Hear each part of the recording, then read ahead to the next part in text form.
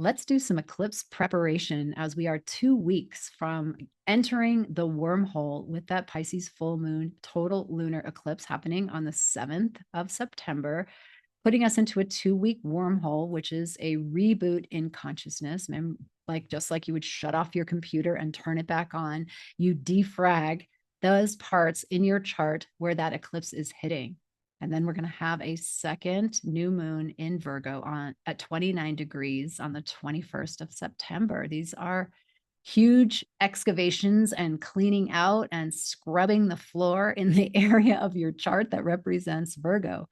So I'm filming this just before the Virgo new moon, but you won't see it until after. If you want a new moon transmission, please go to last week's video. It was epic, if I do say so myself, because it really did call in a new 3D and a new 5D. What's emerging, what's coming through. I'm just blown away. So go see that video. I'll put the link below as well. So this week, we're going to focus on how do we prepare for the eclipse that's coming. Now, eclipses happen in the signs of the North Node and the South Node. So these eclipses are Virgo Pisces because the North Node moved into Pisces on January 11th or the 29th, given whatever system you use, and the South Node moved into Virgo, thereby changing the conversation of the collective. So any babies born now will have their natal North Node in Pisces and their South Node in Virgo. So we want to dive into what is being asked of us to shift, to change, to close out, to clear, so that we can step more deeply into our Dharma. And that's going to happen for each of us on different axes. So for example, if you are a Pisces rising, that means that the North Node is in your first house, transiting in your first house. And this South Node in Virgo is in your seventh house. So we'll get to what that means and what's closing out. So the numbers where you find that they fall in your chart, in your specific chart, will tell you a lot about the conversation that's happening for you. On a big global level, we are going into a time of simplifying, of cleaning out what no longer serves us so that we can be spontaneous and move at the drop of a hat and pivot where we need to go. The world is changing. I mean, I'm in the United States and the political situation is a total nightmare. And it's causing many people to have so much trauma, even people like me that are not affected by it personally. I can tell that there's an undercurrent of trauma that's happening by the ways that I get angry or the resistances that I have. And so I can't even imagine what's happening to other people. So I'm using this as a call to action for myself to get my ducks in a row. And that's Virgo loves that. To clear out the old identity, to open to a new way of being. And really, last week's video will support you big time in that. So check that out. But we can go more granular here because we are going to have an eclipse that supports in the closing out of something. And it will be the closing out of something even on a collective level and specifically on your level. Now, you got to look at the degree points because you may not have planets at 0 degrees, 29 degrees. And so it may not really be affecting you as deeply as it could if you did have planets or points at those degree points. Last eclipse. So last eclipse was in March. It was initiated by the new moon in February, the end of February. That was a Pisces new moon. And that initiated that eclipse in March. That eclipse turned everything upside down for me. I let go of my company. I packed up, put everything in storage and moved. Said goodbye to my friends, goodbye to my family, and went on a spiritual pilgrimage. I was in a death process. And that death process brought me to a liminal place. And then eventually, slowly, what started to awaken is a new vision. That's the rebirth. And that happened in this 6-month period. So interestingly, this eclipse, total lunar eclipse in Pisces, it's a full moon, closes out that new moon that happened at the end of February. So that means that an entire cycle is complete as far as the new moon, full moon distinctions go. So you get to look at what happened at the end of February, what either got initiated, what changed, because there was change with an eclipse. And how has that come to fruition? Or in what way has it come to fruition for you? And then we begin a new cycle, a new way. And we're still in that axis because the Virgo Pisces axis lasts for 18 months. And so we get a chance to continue into this conversation, which means that a certain area of your chart is what gets worked. This axis happens to be the axis of friends, community, which totally changed, and also entrepreneurial ventures, which totally changed. So I love the fact that I can track this in my chart and see what's happening, what wants to go. And that way I lean into it rather than fight it. I had exact degree points, so I knew it was going to hit me hard. There was a stellium. I mean, I just knew because I'm following this work. If you follow it just by osmosis, you're going to get deeper and deeper into it. A lot of people tell me I don't understand all the astrology stuff. I feel like I'm a bridge between all that astrology stuff and how to apply it in your life. There is some chart drawing we get to do, but it's not a lot. You can follow along. So let's do that. Let's take that chart, draw a circle, cut it in half both ways, and then put little V's in each of the quadrants so that we have 12 houses. Put your rising sign or your ascendant in the first house. And so let's say it's Gemini, then Cancer would be your second house. And you go all the way, Leo, your third house. You would go all the way around the zodiac counterclockwise. This works with whole sign astrology, not with Placidus, not with other systems. It's whole sign astrology. And so I want to show you before we begin, you can be grabbing that, what the Moon in You book looks like. This is probably the last chance I would suggest getting it. This is the new moon that we just went through, 22nd Pacific time, 23rd Eastern time. And I write a keynote for each of them. I write them sometimes a year before, and I'm just sometimes blown away with, okay, that was pretty spot on. And in new moon territory, we open to, we're committed to, we make these intentions, and you would make them in the Virgo area of your chart. So around systems, processes, cleaning out, decluttering, getting more simplified, getting more embodied. That could be, you could go in a lot of different directions. Then we come to the full moon in Pisces with a total lunar eclipse.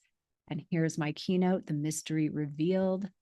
And then here's the second that ends the wormhole, the second eclipse, which is a partial solar new moon in Virgo, 21st at 29 degrees. And I put that in here because it's really monumental that we get two new moons in the same sign. So in full moons, we release and we express our gratitude. We'll do another one for 2026. It may not be in this exact form, but I would say grab 2025 if you have not, or get it out. It's really great to put it in your little calendar with a chime to go look at it and create a ritual for yourself. Okay. So as we move through the zodiac, I'm going to take you through a little walk through the zodiac so that you can find out where the action is. And we're going to isolate the action to a triangle. Remember, we talked about the triangle last time. That's a shape. It's a very solid shape. And we're going to talk about the North Node, the South Node, and Jupiter. And they're forming this triangle. So let's imagine that Jupiter, wherever he is, he's the benefic, he's the expander, he's the Lord of justice, the guru, the teacher. He is blessing your release, your letting go, whatever's in the South Node, your reinvention, and opening up something new in the North Node. Like, that's a great context to hold. You know, you get to see how it plays out. So if you're an Aries rising, let's start with you. That means that the North Node is in Pisces in the 12th house. That's where Pisces is for you. You track the zodiac specifically and perfectly because Aries owns the first house, Pisces owns the 12th house. So you are in astrological alignment. Pisces in your 12th house, that's your North Node. The 12th house is the house of your lineage, your ancestors, your unconscious, your dreams, the things you cannot know about yourself, the mystery. It's also the house of self-undoing, so addictions. It is also jails or hospitals. So you can see that each of the houses rules so many different aspects of life because we only have 12. So we put them all into each of the 12. And that means that there's lots of different ways it could go. I'm not saying you're going to go to jail or be in a hospital, but I am saying that there's solitude. So, because jail and hospitals often mean solitude. It also can be the house of hidden enemies. So maybe things are going to get revealed to you.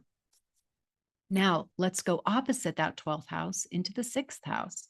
The 6th house is your work house. It's your health house. It's like pets. It's your daily habits. So that's where Virgo is. So you see the sun and the moon and the south node are in that 6th house opposite the 12th. And then Jupiter is in your 4th house of home. So I would mark those down, draw a triangle, and we look at where Jupiter is highlighting your home house, which also could be your interior. It also could be your mother. There's other ways of looking at the 4th house. It's not just that you're moving. And then the 6th, and so the 12th and the 6th are playing this game, and it's informed by the 4th, by your home. So maybe your home is a stable point. Maybe your home is what you're leaving. Maybe you're getting something new because of a job change, something that happens in the 6th. So let's look at the opposite of Aries. The opposite of Aries is Libra. That means that that's flipped. So the 6th house is where the north node is, Pisces, and the 12th house is where the south node is. So there's something that's letting go that is deep. It could be past life. It could be so unconscious you don't even know. Maybe your dreams are really weird right now. Maybe you have no dreams at all. It's really super deep into the mystery.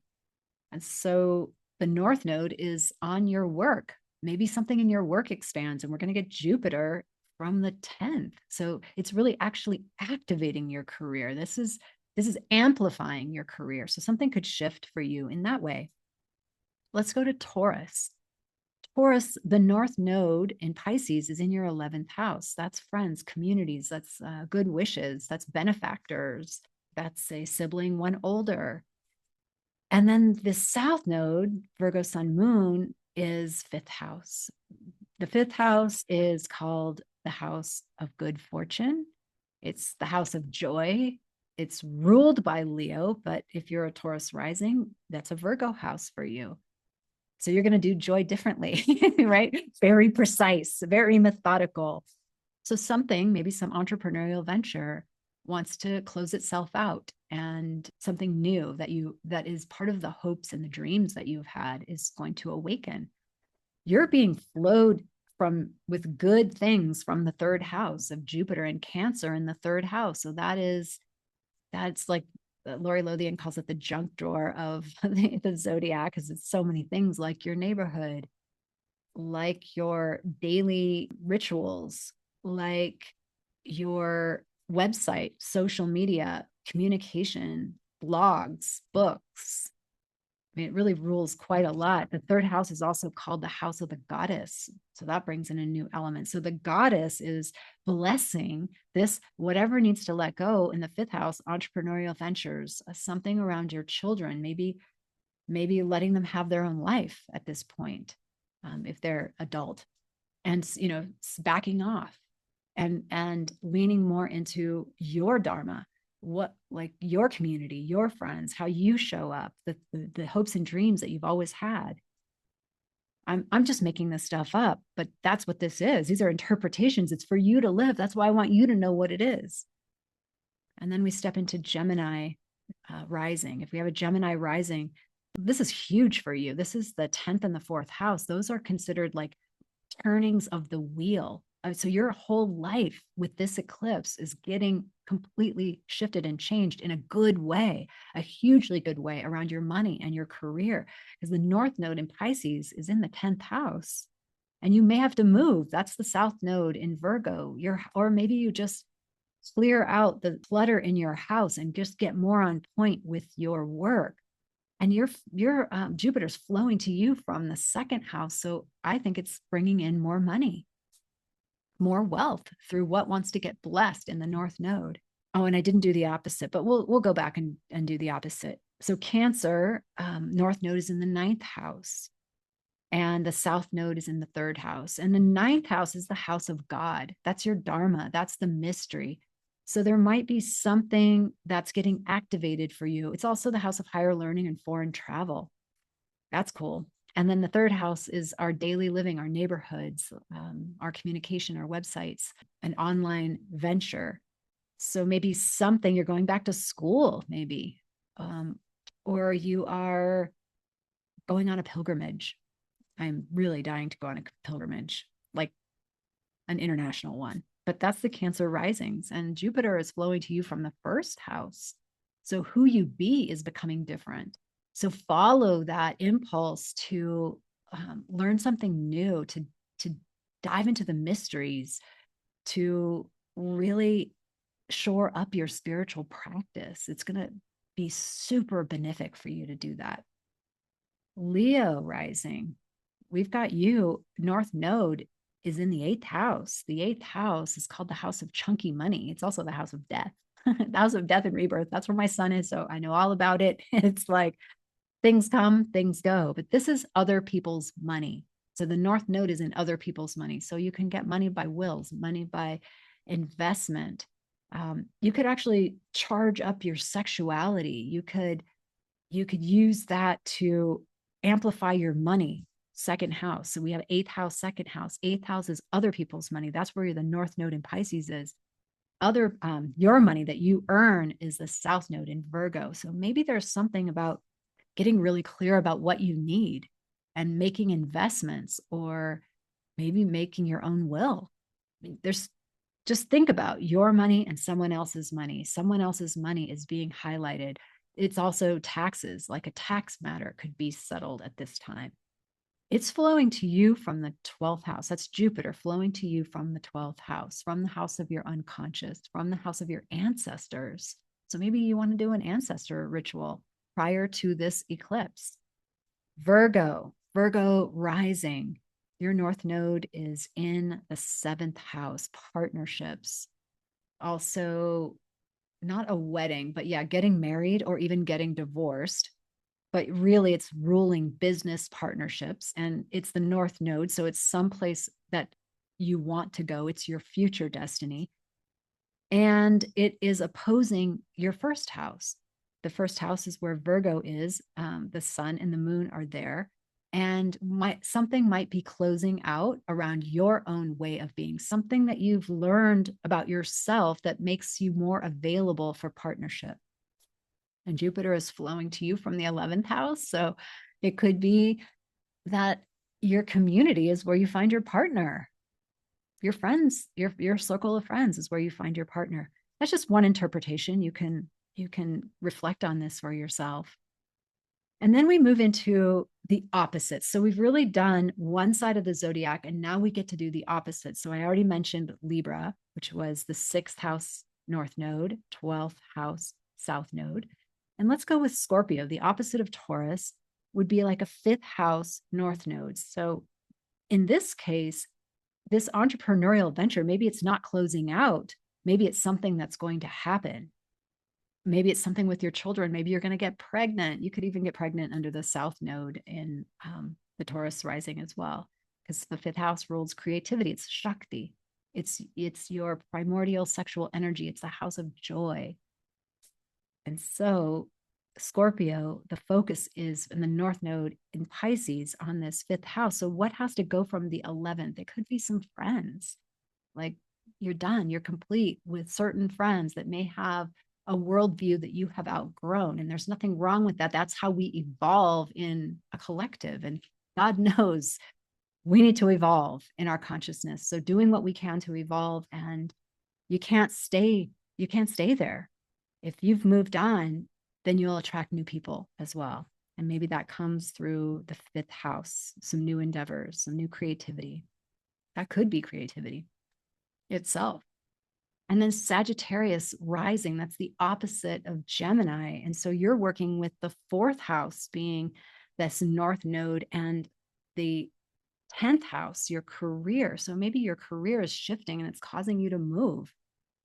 You're getting flowed to from Jupiter in the 8th house. So that could be made possible by receiving some money from someone who dies, a will, or even receiving a tax break. I know a friend of mine who's a Sag Rising is in a conversation to get a certain amount of taxes relieved.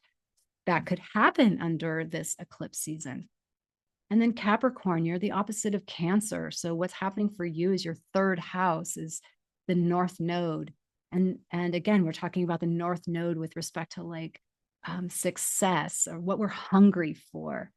And the South Node being what we're letting go of. It's also a spiritual house. So Capricorn, you've got it reversed from Cancer. Your third house is being activated, flowing Jupiter from the seventh, from partnerships. In that third house, new, like you and your partner might move to a new neighborhood. It's the junk drawer, right? So we have we've got caravans for movement. We've got short travel. You guys might go on some beautiful travel adventures that really open up a new spirituality for you, a new dharma even. And then Aquarius, it's all about the money. It's all about money and jobs. So Aquarius rising, your Jupiter is flowing, or this Jupiter is flowing from the sixth house. So that's the house of health. That's a house of work. That's a house of your pets. And the North Node is in your house of money, or Pisces North Node is in the house of your money. And it's opposite what it was for Leo. It's opposite other people's money. So this is more about your money and how you make your money. And then Pisces, again, opposite that Virgo, your North Node is in the first house. If you're a Pisces rising, now again, I'm talking rising signs, not sun signs. So if you're Pisces in the first house, then who you be, you're getting a reboot in who you be this 18-month period. It's a time to evolve in the way that you do Pisces, the lessons that you've learned around oneness, around mysticism, maybe Christianity. Maybe you're really into Mary Magdalene and Yeshua and that story. That is a huge reboot for that first house. It will inform your very beingness, and it's opposite the seventh. So maybe some kind of old partnerships are breaking up, and you're getting flow from Jupiter in the fifth house, and the house of creativity, the house of joy, the house of good fortune, fifth house. So there we have the zodiac wheel all plotted from your rising sign that gives you an idea of what is it in this eclipse season that wants to change. This is a time to form your ritual around whatever it is. Like I said, for some of you, making your ritual a new spiritual practice, looking for a job, looking for a new house, closing out old ventures that are taking your time away from where you want to go. So the last thing I'm going to say about that, we look at Jupiter and where Jupiter is going to support, we have Venus moving into Leo. So really receiving more of a sense of our sovereignty, of being in our joy, which means being in our unique genius. There's nothing that brings you the level of joy than being in the present moment, witnessing something else in their joy, and knowing that your existence contributes in a way that's meaningful for you. No one else can make that determination. Only you can make that determination. And I find that when you align with that, which is your unique genius, then the world opens up, magic opens up, things come to you that you had no idea could possibly come to you. So along those lines, I only have 4 spots left. And so I kind of hesitate to bring it up, but I feel like some people could really use it. I'm doing a genius mapping session. I call it Quantum Genius Mapping Session. It is $222. It's a 75-minute call with me. I have you do an intake before. If you're in my Wise Women Mastermind or have gotten the Wise Women Activation, you do not need this. That's already included. But this is for people who just want a slice of something.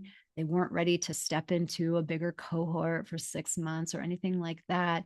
This is just a slice of how you can start to get your arms around and name. I think naming is so important, what your unique genius is. I'm just on fire for that, because when I look at the landscape of everything falling apart, shifting and changing, jobs shifting and changing, which was part of that new moon video transmission.